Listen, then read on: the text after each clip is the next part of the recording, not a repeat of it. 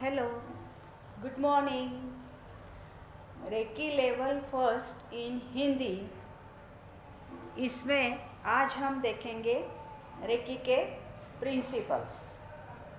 अभी तक हमने उसका बहुत सारा डिटेलिंग देखा है और उसके जो 5 प्रिंसिपल्स है यानी कि 5 तत्व है, वो 5 तत्व के बारे में आज हम बात करेंगे। जब डॉक्टर मिकाओ उसुई उन्होंने रेकी का पुनरुत्थापन किया और ट्रीटमेंट चालू की, उसके बाद में थोड़े दिन के बाद उनको ध्यान में आ गया कि खाली ऐसे ट्रीटमेंट करने से लोगों के माइंड में, दिमाग में, उनके विचार शक्ति में, थिंकिंग में कुछ भी डिफरेंस नहीं आ रहा है। तो इसके लिए भी कुछ करना चाहिए कि जिस किसी भी तरह से वो अच्छे मानव बन जाए, उनका लाइफ सुकून भरा हो, उनको जो कुछ चाहिए वो सब उनको मिले। इसीलिए उन्होंने 21 दिन का मेडिटेशन वो कुरियामा पर्वत के ऊपर जाके फिर से किया हुआ था और उसके बाद उन्होंने ये जो 5 तत्व अभी मैं आज बताऊंगी वो उन्होंने प्राप्त किए या उनको वो सब ध्यान में आ गए और उसके बाद उन्होंने इससे मानव की रेकी के साथ माइंड पावर बढ़ाने का काम किया। यानी कि रेकी खाली माइंड के ऊपर ही और बॉडी के ऊपर, दोनों के ऊपर अच्छी तरह से काम करती है और आपका जो निगेटिविटी है, आपके शरीर में जो कुछ भी नहीं चाहिए वो निकालने का पूरे अच्छे तरीके से काम करती है। तो अभी 5 प्रिंसिपल के बारे में सबसे पहला प्रिंसिपल होगा just for today do not worry, यानी कि आज के दिन ही आप किसी भी तरह की चिंता नहीं करने का है। आप बोलेंगे अरे आप तो ऐसे बता रही है कि जैसे कैसे पॉसिबल है, अब इसी फास्ट लाइफ में, इंस्टेंट लाइफ में ऐसे होगा क्या कि मैं चिंता को त्याग दूँ। लेकिन चिंता करने का अर्थ क्या है कि जो कोई भी हमको प्रॉब्लम है, अड़चन आ गई है, उसके ऊपर यह कैसा होगा कैसा होगा, ऐसे आप चिंता करने से तो वो आपका सॉल्यूशन आपको मिलने वाला नहीं है। उसकी जगह पे आप कुछ भी ऐसा थोड़ा बहुत सोचेंगे, विचार करेंगे, थिंकिंग करेंगे कि ये तो मुझे अब प्रॉब्लम आ गया है, तो उसके बारे में मैं किस तरह से उसको सॉल्यूशन निकाल सकती हूँ, इस बारे में आप सोचेंगे और उसी दिशा से आप जाएंगे तो आपकी जो प्रॉब्लम है वो भी निकल जाएगी। और चिंता करने से शरीर के ऊपर जो इमोशंस और उसके हिसाब से जो कुछ भी टॉक्सिन्स शरीर में बनता है वो बनने का बंद हो जाएगा।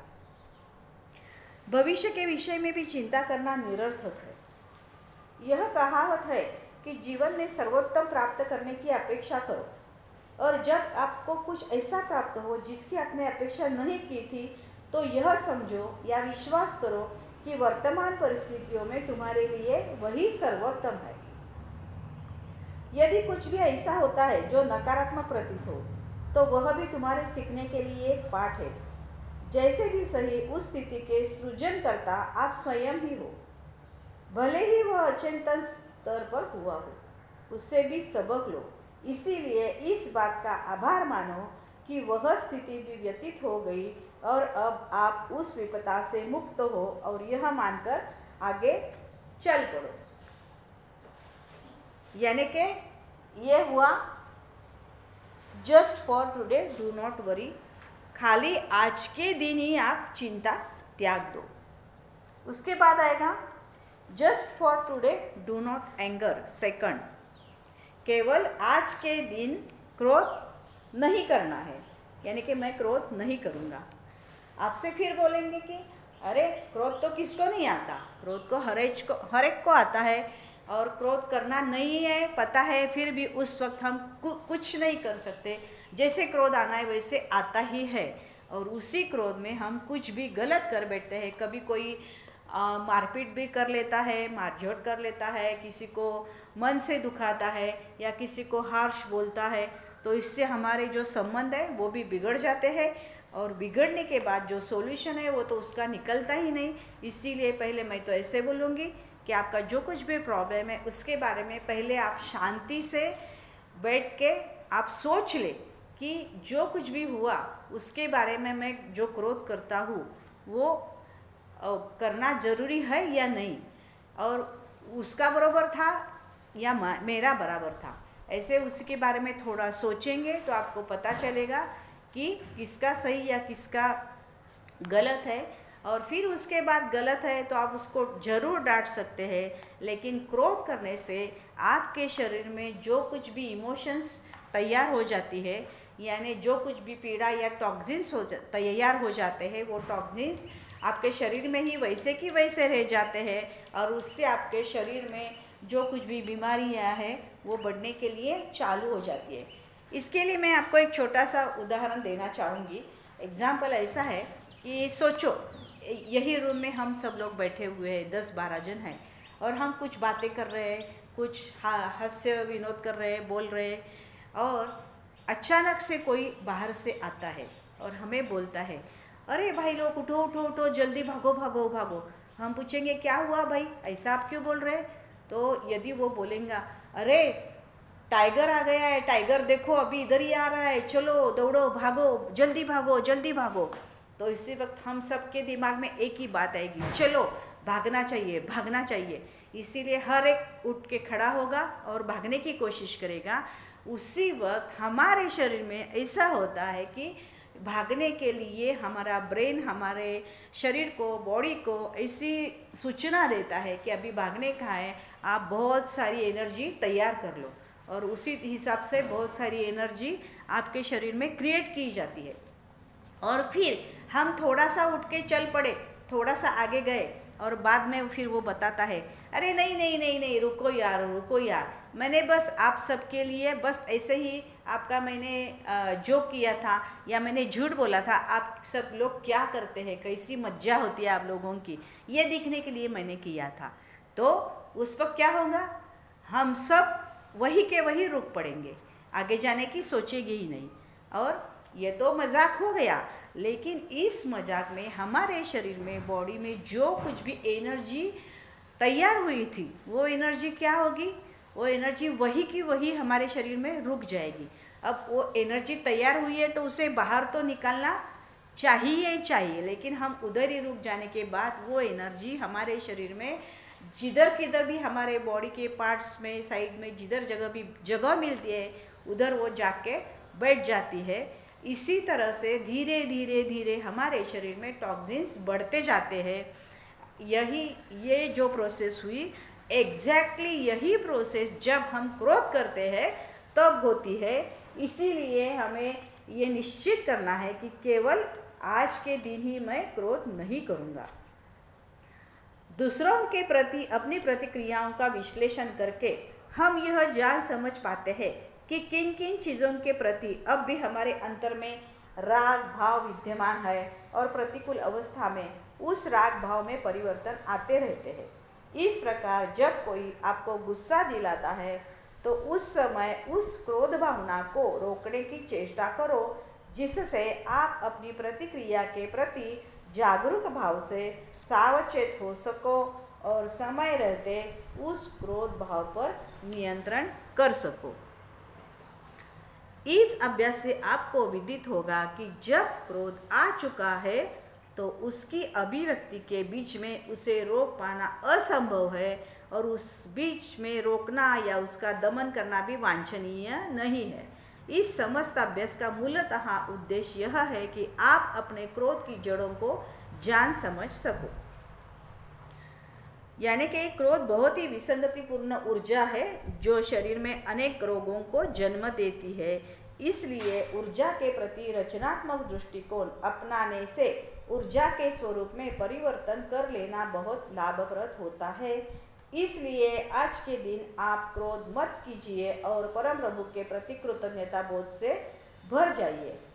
हम स्वयं ही अपने आप उगलते अजदहों को जन्म देते हैं, ये नैरे ने लिखा हुआ है। अभी इसके आगे है तीसरा, honour your parents, teachers and elders, यानी कि हमारे सबसे जो बुजुर्ग है, हमारे जो गुरु है, उन सब का मान सम्मान करो, उनसे अच्छी तरह से पेश आओ, जो कुछ भी वो बोलते हैं कहते हैं उनकी सब सुनो, ये सब इसी का अर्थ है।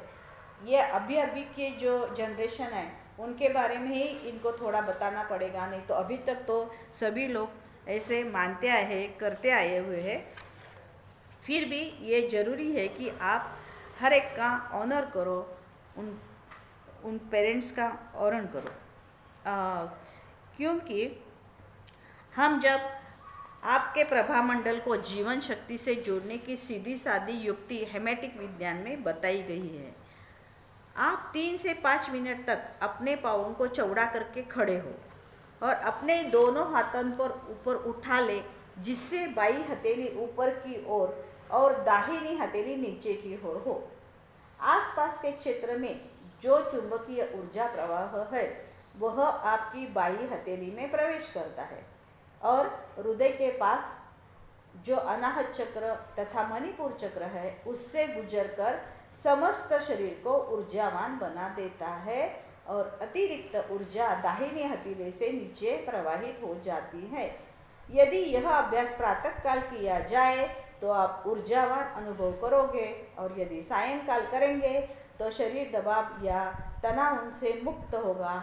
जिन लोगों ने रेकी सुसंगता यानी कि एट्यूनमेंट का अभ्यास किया हुआ है उन्हें परामर्श दिया जाता है कि वे रेकी ऊर्जा से अपना उपचार स्वयं करें, जिससे वे इस ऊर्जा को सामान्य स्तर पर ग्रहण कर सके। एक बार सार्वभौम जीवन ऊर्जा के संपर्क में आने पर जब आप अनुभव करें कि समस्त शरीर में ऊर्जा प्रवाहित हो रही है, तो आप अपना सारा ध्यान यह भावना करने पर लगा दें कि आप सफल हो रहे हैं, समृद्ध हो रहे हैं और आपका जीवन सभी दृष्टि से समुन्नत हो रहा है।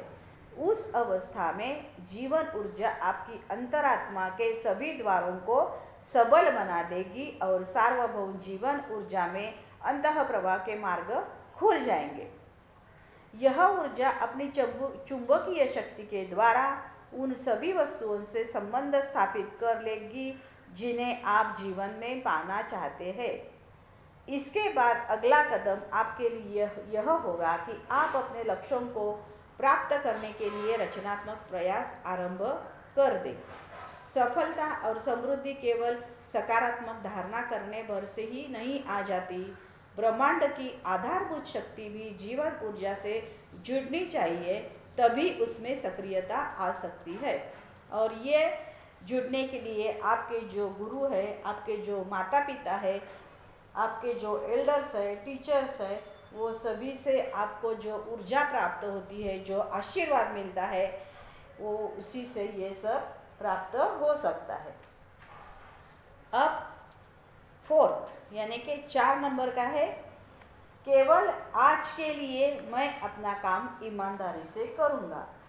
अर्न यूर लिविंग ऑनेस्टली, यानी क्या कि आप जो कुछ भी काम करते हैं उसके हिसाब से आपको तो पैसा मिलना चाहिए, आपको रोजी रोटी मिलनी चाहिए, आपको आपका घर चलाना है, आपके घर के हर एक सदस्य का आपको ख्याल रखना है, आपको पैसा तो चाहिए, मनी तो चाहिए, लेकिन इसका मतलब ऐसा है कि आप जो कुछ भी काम करते हैं, जो कुछ भी कमाते हैं, उसमें प्रामाणिकता, ईमानदारी होनी बहुत ज़रूरी है।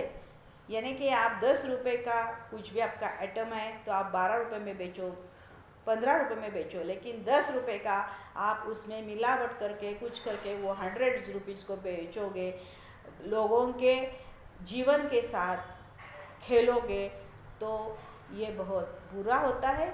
उसका असर ऐसा होता है कि हम जब जितने बुरे कर्म करते हैं वो सब बुरे कर्म फिर से वापस हमारे पास ही आ जाते हैं। इसीलिए जो ये एक बात हो गई। दूसरी ये बात होगी, जब आप झूठ बोलेंगे, किसी को भी आप फंसाते हैं, तो बाद में आप जब भी सोते हैं तो आपको शांति से नींद नहीं आती। यानी कि आपका जो जीवन है, आपके जीवन में जो स्थैर्य है वो सब चला जाता है। आपका जीवन शांतिपूर्वक और हास्य खेल में सुख से भरा हुआ कभी हो ही नहीं सकता। तो हम सब तो ये करते हैं, हमारे सुख शांति समृद्धि ये सब हमारे जीवन में चाहिए इसलिए। और अगर हम ऐसे फंसा कर झूठ बोल के लोगों के साथ खिलवाड़ करके यदि हम कुछ हमारा पैसा कमाएंगे, रोजी रोटी कमाएंगे, तो इससे कभी भी हमारी शांति पूरी नहीं होगी, वो चली ही जाएगी। इसीलिए कहा गया है कि केवल आज के दिन है, आप अपना काम ईमानदारी से करो। समरसतापूर्ण जीवन धारा के अबाध प्रवाह के लिए स्वयं अपने प्रति ईमानदार रहने का बहुत महत्व होता है। हमसे अधिकांश लोग अपने कल्पना लोक में विचरण करते रहते हैं और वास्तविक अवस्था की कल्पना तक नहीं करते। जब वास्तविकता के सत्य को अस्वीकार करते रहते हैं और अकस्मात वास्तविक स्थिति सामने आ खड़ी होती है, तो हमें भयंकर रूप से मानसिक झटका लगता है। कभी कभी तो इस संसार से सत्याचरण करना असाध्य प्रतीत होता है, लेकिन यदि हम गहराई से विचार करें, अपने व्यवहार की समीक्षा करें और अपने जीवन से जुड़े विभिन्न लोगों के उद्देश्यों तथा स्थितियों की समीक्षा करें, तो हमारे अंदर सभी के प्रति करुणा भाव का उदय होगा। यदि आप स्वयं के प्रति सत्यनिष्ठ है, तो आप दूसरों के साथ ईमानदारी से पेश आओगे।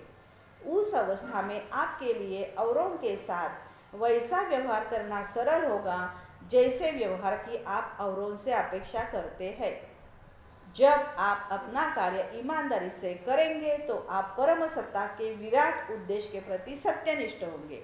इससे आप स्वयं अपने आप से तथा औरों के साथ प्रेम भावना को दृढ़ करेंगे, जिससे आपके जीवन में समरसता उत्पन्न होगी। इसलिए प्रेम से पुष्ट सत्यनिष्ठ जीवन जियो और केवल आज के दिन अपना काम ईमानदारी से करो। एंड लास्ट वन, पांचवा जो है वो है show gratitude to every living thing, यानी कि केवल आज के लिए मैं प्राणी मात्र के प्रति प्रेम और सम्मान भाव प्रकट करूंगा।